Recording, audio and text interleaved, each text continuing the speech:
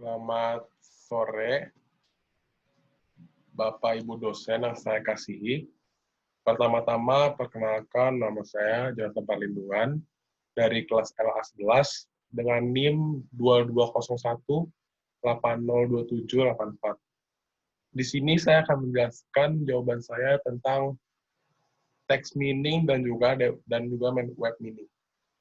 Berikut adalah jawaban saya tentang text meaning. Text meaning merupakan penerapan konsep dan teknik data meaning untuk mencari pola dalam teks, yaitu proses penganalisaan teks guna menyarikan informasi yang bermanfaat untuk tujuan tertentu. Berdasarkan keteraturan struktur data teks, maka proses text meaning memerlukan beberapa tahap awal yang intinya adalah mempersiapkan agar teks dapat diubah menjadi lebih terstruktur. Proses data meaning untuk dokumen atau teks memerlukan lebih banyak tahapan. Mengingat data teks memiliki karakteristik yang lebih kompleks daripada data biasa. Tujuan dari text meaning adalah untuk mendapatkan informasi yang berguna dari sekumpulan dokumen, jadi sumber data yang digunakan pada text meaning adalah kumpulan teks yang memiliki format yang tidak terstruktur atau minimal semi-terstruktur. Adapun tugas khusus dari text meaning antara lain yaitu pengkategorisan teks atau text categorization dan juga pengembangan teks atau text clustering.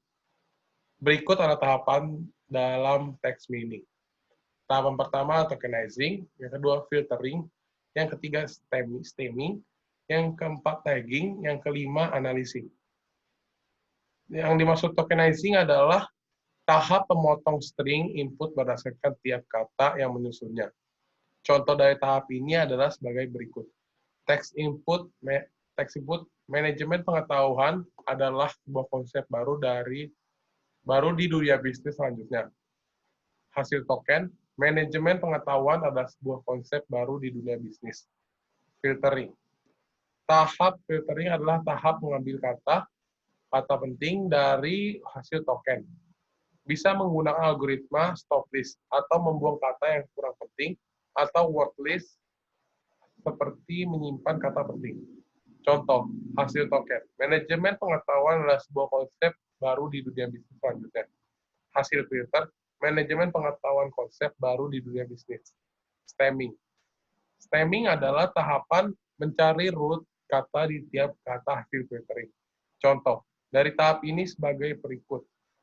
Hasil filter, learning using text meaning selanjutnya. Hasil stemming, learn use text mind, tagging. Tahap tagging adalah tahap mencari bentuk awal atau root dari tiap kata lampau atau hasil stemming. Contoh dari tahap ini adalah sebagai berikut. Hasil stemming, was use story. Hasil tagging, be use story. Analyzing. Tahap analyzing merupakan tahap penentuan seberapa jauh keterhubungan antar kata-kata antar dokumen yang ada. Selanjutnya, proses text meaning. Dokumen, selanjutnya text processing, selanjutnya text transformation, selanjutnya feature selection, selanjutnya data meaning, selanjutnya interpretation evaluation. Cara kerja dari text meaning.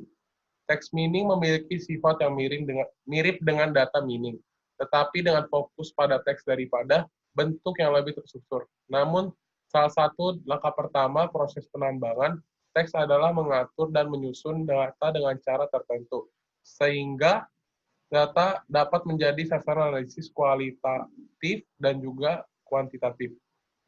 Melakukan secara khusus melibatkan penggunaan teknologi natural language process atau NLP, yang menerapkan prinsip-prinsip linguistik komputasional untuk menguraikan dan menginterpretasikan set data, seperti pengkategorian, pengelompokan, dan teks penandaan. Meringkas set data, menciptakan taksonomi, dan mengekstraksi informasi tentang hal-hal frekuensi, kata, dan hubungan antar entitas data. Model analitik kemudian dijalankan untuk menghasilkan temuan yang dapat membantu mendorong strategis bisnis yang tindakan operasional. Di masa lalu, algoritma NLP terutama didasarkan pada model statistik atau berbasis aturan yang memberikan arah pada apa yang harus dicari dalam set data.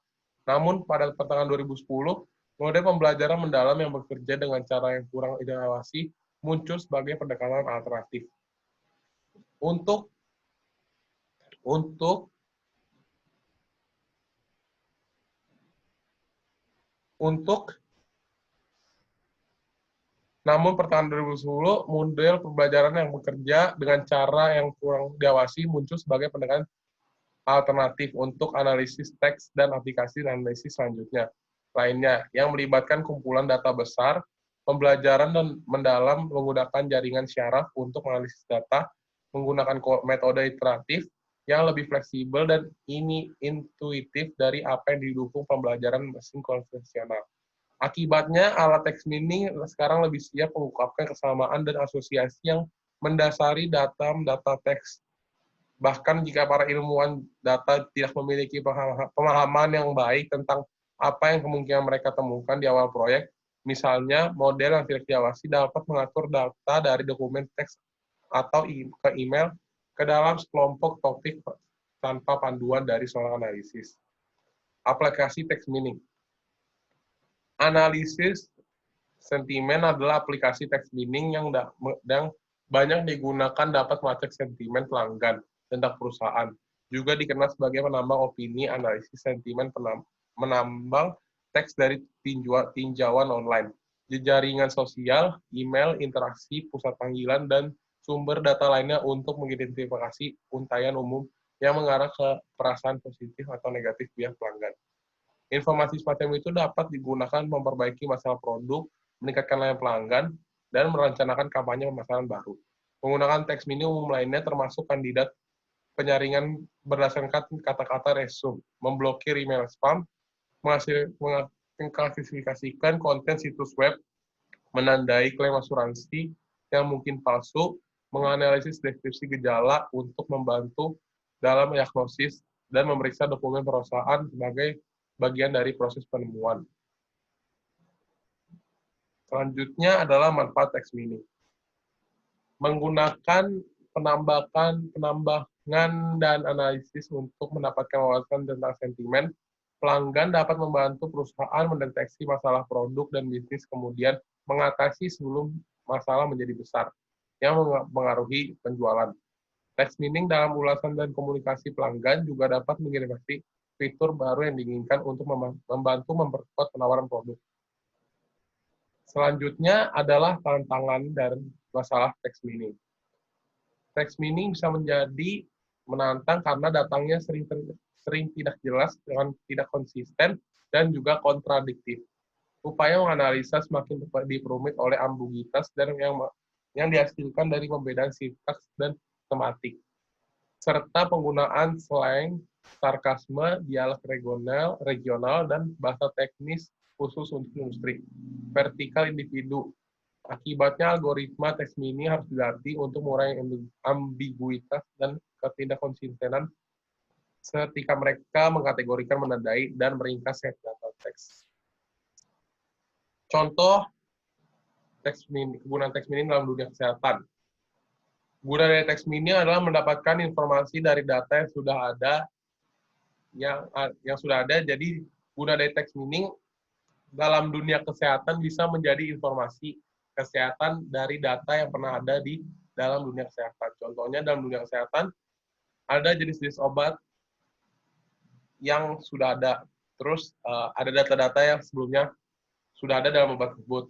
Jadi kita tinggal mengambil datanya yang dari sebelumnya, terus menggunakan data tersebut untuk membuat data yang baru. Dan juga bisa berguna untuk penjualan obat.